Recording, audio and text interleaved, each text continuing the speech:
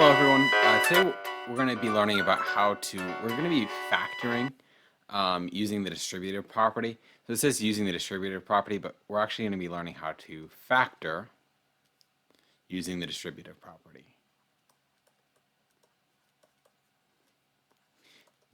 So factoring is the opposite of distributive property. Factoring is going to be basically the opposite of multiplying, because factors are the numbers that you multiply together. We're basically going to be dividing out a factor. And below here, you can kind of see a picture of what that will look like.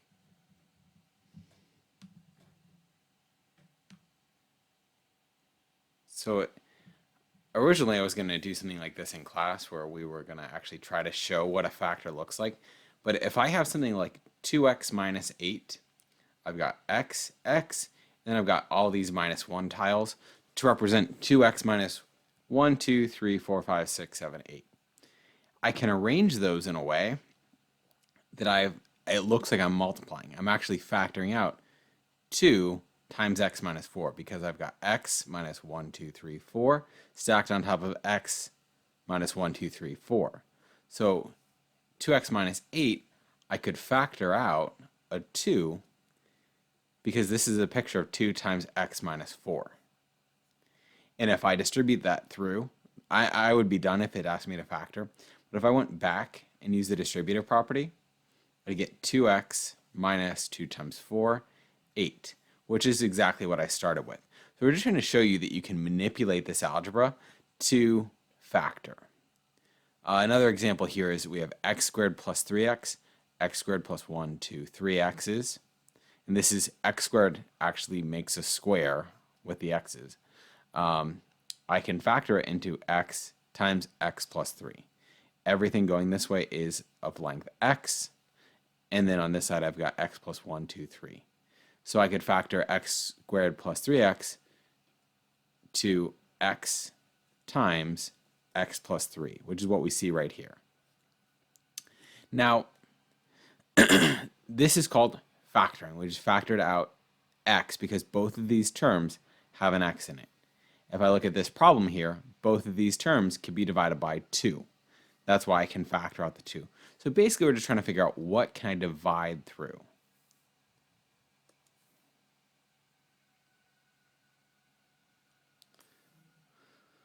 So our first example for the day says, using the distributive property, we want to see what we can factor this out. So in this problem, I can see pretty clearly that both of these terms have a y. So I can factor out a y. I also notice that both of these are divisible by 3. If you forget your divisibility rules for 3, if they add up to a multiple of 3, all the digits, then it's divisible by 3. So like 2 plus 7 is 9, and 8 plus 1 is 9. Actually, these are divisible by 9 because they both add up to 9. Those are some of the rules for 3 and 9 there. So I can divide out a 9. If you weren't sure, you could guess and check. Try dividing this by 3. Try dividing it by 9, see what you get. But if I do 27 divided by 9, I get 3.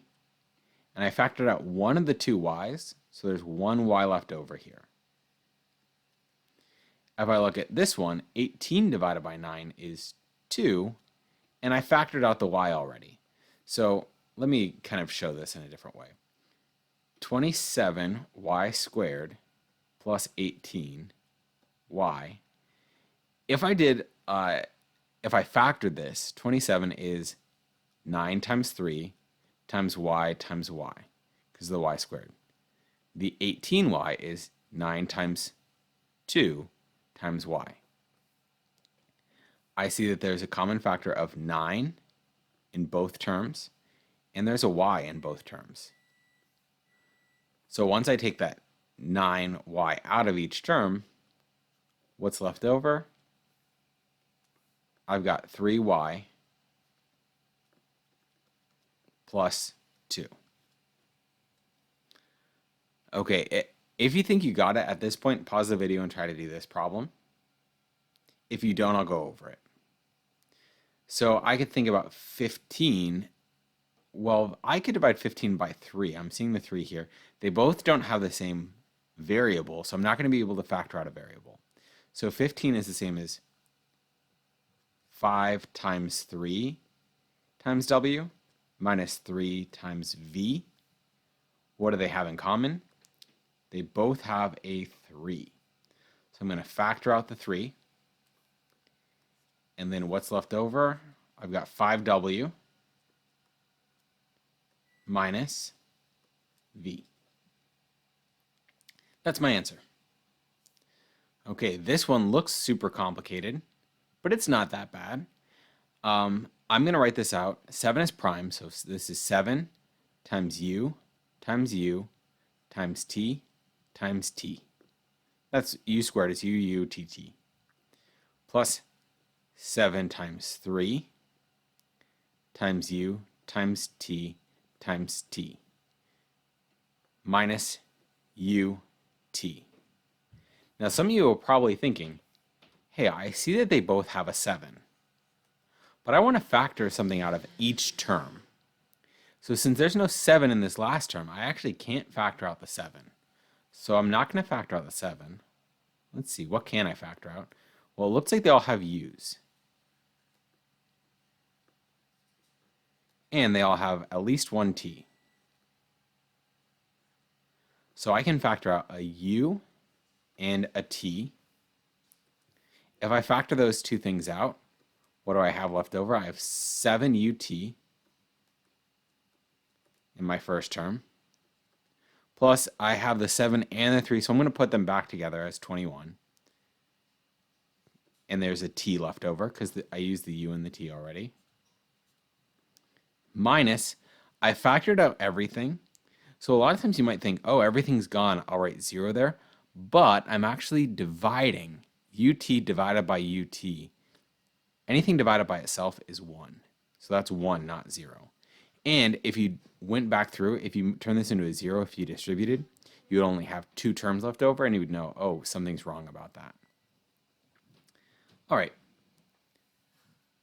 Let's scroll down here and look at this real world example.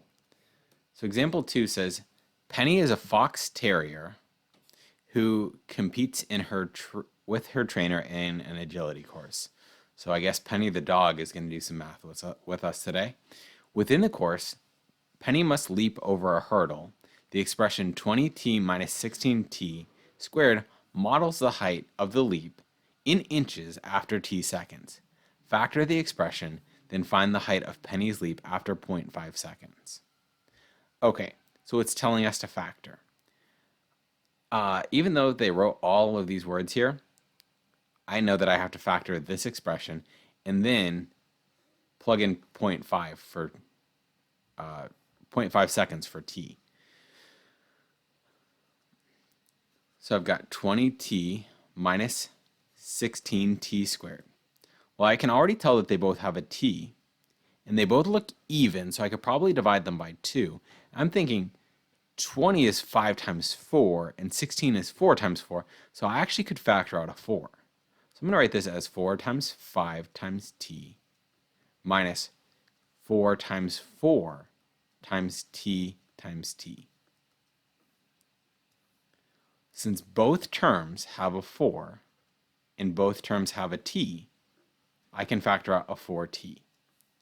Now, if you were to make the mistake and just factor out a t, you'd get some points, but you wouldn't be fully factoring because they're both divisible by 4 as well. So anyway, I've got my 4t on the outside because they both had a 4t. The first term is just left with a 5. The second term is left with a 4t. So that's the answer to this first part. Factor the expression. So this is one of my 2 answers.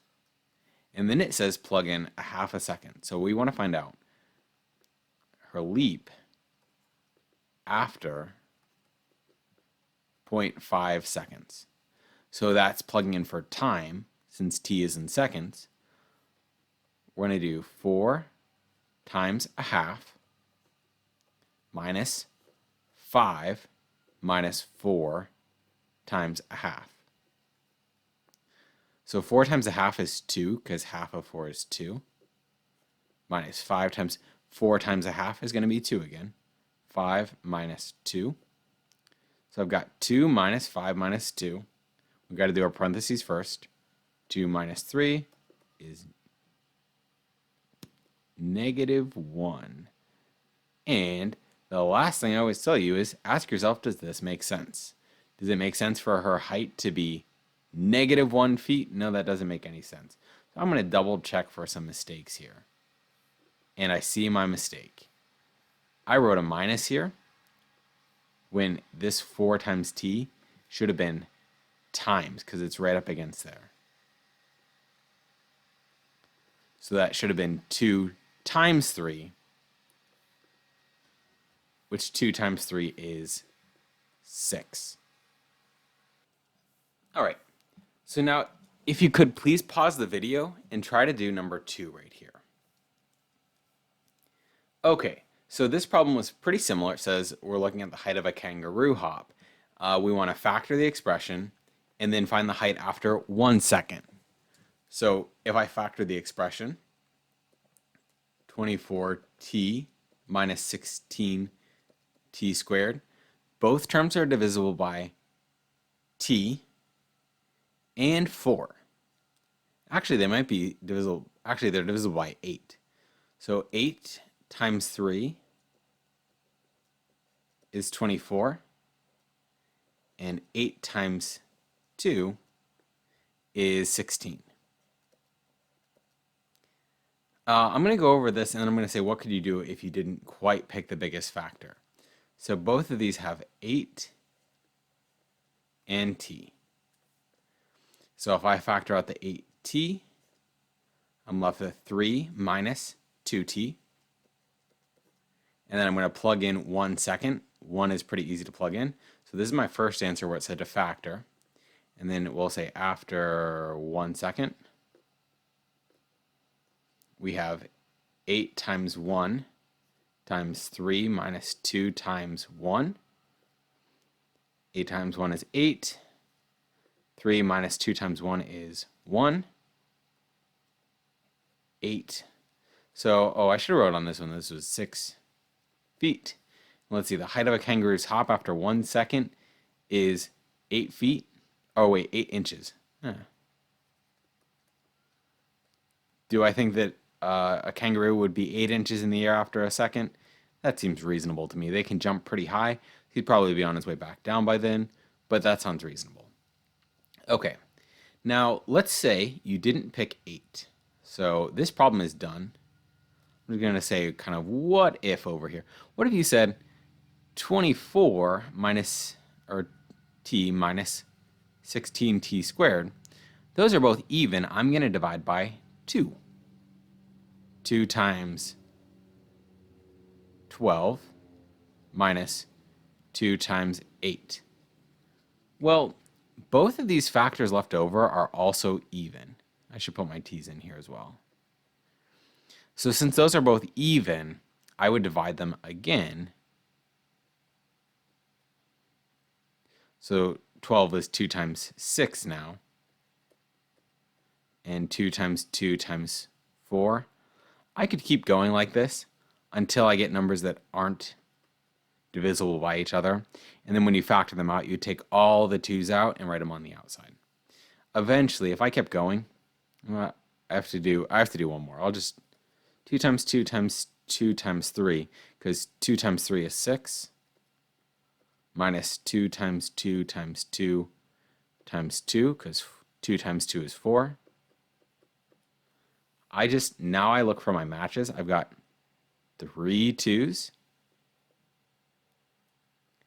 and a t, and 2 times 2 times 2 is 8. I've got 3 minus 2t left over. That's how I do that problem. You get the same answer. It just took me 1, 2, 3, 4 steps. And if you just pick the largest factor at the beginning, it's 1, 2 steps. So I would try to pick the biggest number you can to factor it by. But if you want to take your time and get the right answer, you're welcome to do that too. Okay, so that was the main problem that you're going to have. Next, we're going to look at factoring by grouping. This one is a little bit more complicated, but it's not that bad. Before, we were just looking for what's the GCF, what's the greatest common factor, and I'm going to get that out to the front. This one, I'm going to look at groups and kind of look at what groups kind of look alike. So on this problem, I've got AX and BX. See how they both have an X in them? This is going to be one of my two groups. And then AY plus BY is another one of my two groups. So the idea is both of these terms have an X. So I'm going to do A plus B. I'm going to factor out an X from both of these. And the next two terms, they both have a Y. So I've got A plus B, and you'll notice I know I'm doing this right because both the terms have the same thing in the parentheses. So on this one, I'm going to factor out the A plus B. A plus B goes out to the front. And then what do I have left over? X plus Y. So before I was factoring out one term. This time I'm going to be factoring out two numbers, A plus B. So it'll make a little bit more sense when we do the problems. I'm looking at these problems. I'm seeing that, hey, both of these two numbers are even, and they both have an R. So I bet I'm going to group these two together, and both of these have a 3. I think for the most part, most of your problems are going to be grouped together, but they don't have to be. If I wanted to make it extra tricky, I could jumble up the numbers so they weren't so nice, but I'll show you. Okay, so I've got both of these I could divide by 4, and I could divide out the R. So I'm going to write 4R, and if I divide out a 4R here, I'm just left with a Q. And if I divide this by 4R, I'm just left with 2, because 4R times 2 is 8R. I could show all my steps like I was doing before, but I'm trying to condense my work a little bit. Both of these can be divided by 3. So I'm going to factor out a 3 in this problem, and I'm left with 3. Q divided by 3 is just Q, and 6 divided by 3 is 2. So if I factored it back through, I'd get 3Q plus 6. I know I'm doing this right because these two quantities match. So I'm going to write my Q plus 2 on the outside.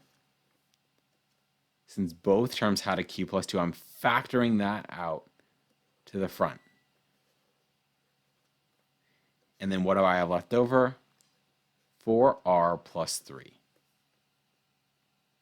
And that's my answer. I factored this by grouping. Okay, we'll try this. If this is complicated, this is one of the most complicated topics in Algebra 1. So if you're confused by this, that's not crazy, especially since I'm not in the room to ask questions. If you do have questions, you can post them in the comments. Okay, so let's take a look at this problem here. I'm going to group these two together. I think that that's what I'm going to do. I'm going to try grouping these two together, but I might run into a little snag here, actually. Actually, I am going to run into a snag because I can't divide these two terms by anything. So I'm going to move this 15 to be over by the 5v because 15 and 5 are both divisible by 5. So this one is extra tricky. I'm going to shuffle these numbers around a little bit. So I'm going to scoot the minus 6u squared over here and move the 15 to the end. So all I did is I took this negative 15 and put it at the end. So I just rewrote the problem so far. Now I've got numbers next to each other that I can group together. See how both of these terms have a u in them and they're both even? So I can divide out 2 and u squared because they both have u squared. When I do that, I'm just left with v minus, if I divide out a 2 here, it's just 3. And I took out the u squared, so it's just v minus 3. On this problem, they're both divisible by 5. So I'm going to factor out a 5. This is the same plus here. If I divide out 5, I'm just left with v minus 3, because 15 divided by 5 is 3. And I know I'm doing this right because these two terms match. So I'm going to write the v minus 3. I'm factoring the v minus 3 out front. And I'm left with 2u squared plus 5. At this point in the video, you should pause this and try to do these problems. If you need a little bit of a hint, try them, but if you need a hint, I'll give you a hint if you unpause it. Okay, my hint is this one you don't have to rearrange. This one you don't have to rearrange. This one you don't have to rearrange.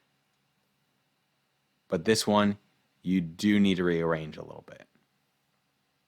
Okay, now pause it again, see if you can figure it out. Okay, so this one they both had an n in them. If I factor out the n, I have r plus 5.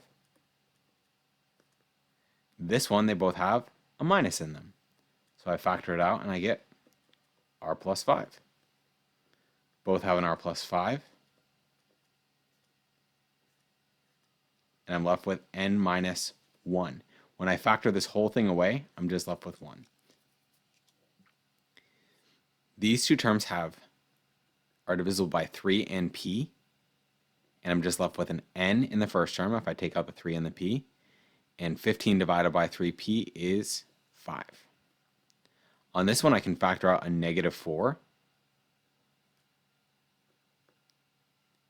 If I divide by negative 4, I'm left with n, and negative 20 divided by negative 4 is 5.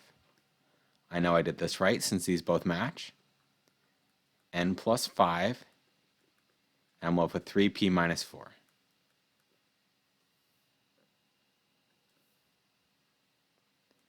All right. The first term here, the first group anyway, both have a w cubed. If I factor out the w cubed, I'm left with t minus 2. Both of these terms I could divide by 10. 10 divided by 10, I'll just be left with the t. 20 divided by 10 is 2. I'm dividing because I'm factoring that out to the front. I know I did it right because these both match. I've got t minus 2 times w cubed plus 10. On this one, I have to rearrange it. I want the b squared terms to be by each other, and these terms here are both divisible by 7. I can pick a different color. 21 and 7 are both divisible by 7, so I want those by each other. So I'm going to write it like this. I'm going to write it so my a is at the beginning, 7a plus 21 for the green terms. And for the black terms, I'm going to do 4ab squared plus 12b squared. And the 7 is positive, so let's write a plus there. I can divide both of these terms by 4. 12 and 4 are both divisible by 4. And they both have b squareds. If I divide out a 4b squared here, I just have a. If I divide a 4b squared here, 12 divided by 4 is 3. And I factored out the b squared, so it's just a plus 3. Both of these terms are divisible by 7. 7 is divisible by 7, and 21 is 7 times 3. So if I factor out a 7, I have a plus 3. These terms both match. So my answer is a plus 3 times 4b squared plus 7. So it's a little bit tricky, but if you got that, good job. Okay, so this is going to be one of our trickiest problems that we're going to have to do. But we have to factor this, and we're going to end up with an additive inverse. So it's going to look pretty similar, but it's going to be a little bit weird. I'll show you. Oh, you'll see what I mean here. So both these terms have a 2 and an m in them. So I'm going to factor out 2m, and I'm left with k minus 6. Because 2m, I factor out everything, I just have the k. And if I divide by 12 by 2m, I would just have 6 here. On the next one, I'm going to factor out 7. And I'm thinking 7 too because I want to get the k by itself. So I bet 42 is divisible by 7. It is. So I have 7. 7 times 6 is 42. So I've got 6 minus k here.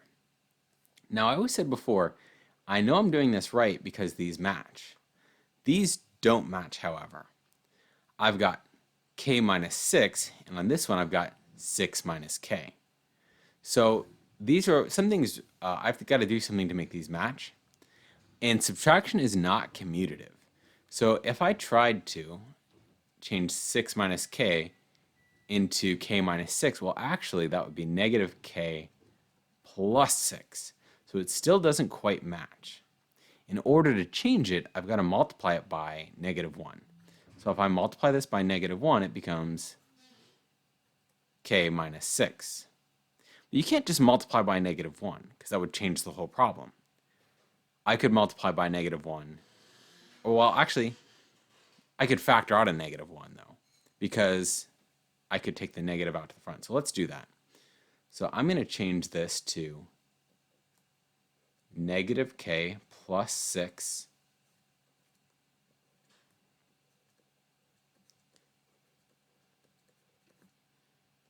and if I factor out a negative 1, that would change all these signs and it would change this 7 to a negative. So let's make this 2m times k minus 6. If I factor out the negative 1, I've got negative 7 here, and it changes both of these signs on the inside. Now they do both match, and I'm left with 2m minus 7 times k minus 6. So this is probably one of the harder concepts we'll do this year, and if you don't quite get this, it doesn't really matter because there's no keystones this year. All right, so let's do this one last problem together. I notice that both of these terms have b's, so I'm guessing that these need to be grouped together and I don't have to rearrange anything. I can also divide both of these by 3. So let's divide out a 3. And since both of them have b to the 4th, I'm going to take out a b to the 4th as well. So 21 divided by 3 is 7. And then 3 divided by 3 is just 3. I took out the b to the 4th, so this is just 7 minus a. Now I'm going to do divided by 4 again, or on both of these terms. I'm dividing by 4. I'm left with a minus 28 divided by 4 is 7. I'm running into the same problem here, so I'm going to switch these around, and that will change this sign. So I've got 3b to the 4th times 7 minus a. I'm going to factor out a negative, so that'll make it negative 4. And that'll change both of these signs, which will make it so I have 7 minus a now. Now I have both of these terms the same, so I can factor those out. So I've got 7 minus a on the outside, and 3b to the 4th minus 4 on the inside. Okay, in this problem, I would try to do these by yourself. See if you could figure them out on your own. If not, unpause the video and I'll go over them. So both of these had c's in them. So I'm going to factor out a c. I'm left with 1 minus 2d. And both of these are divisible by 4. So I've got 2d minus 1. These are similar, but they're in the wrong order. So I'm going to swap these around and change the sign here. So I've got c minus 1d minus 4 times the quantity 1 minus 2d.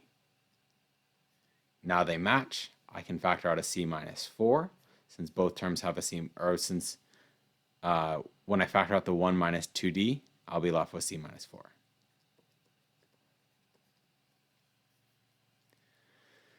Okay, let's go ahead and try this problem here. Both of these have a p in them. So I'm going to factor out a p. I'm left with 3 minus 2p minus both of these terms are divisible by 9. Ooh. Actually, I'm going to factor out a negative 9. So I'm going to divide both of these by negative 9 right now. So if I divide by negative 9, this is just 2p, and this will be negative 3. This is the same, but they're backwards. So I'm going to swap the order, make this positive. I've got p times 3 minus 2p plus 9, and we've got 3 minus 2p here.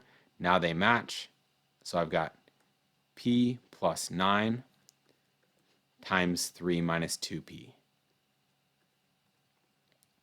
Again, if you're confused about why I switched this sign when I changed the order, it's because, let's say I've got 3 minus 2 times the quantity of 2. If I change the order here, 2 minus 3, that would make it so my answer is negative. So I change this to a negative so that when I finish the problem, this one would be 2 times 3 minus 2 is 1. 2 times 1 is 2. When I change the order, this becomes negative 1 on the inside. So negative 1 times negative 2 is positive 2. That makes it so we get the same answer. All right. It looks like I forgot to put some practice problems on here. So that's it for today's lesson. Hopefully you did okay with that. If you got a little confused, please just write any questions you have in the comments. I'll try to address them. But that's it for today. I honestly think that factoring by grouping is one of the hardest concepts. And a lot of times teachers skip it because it is fairly complicated. So if you didn't get example 3 or example 4, that's fine. But if you did get it, that's great news. You'll be well prepared for Algebra 2 next year. All right.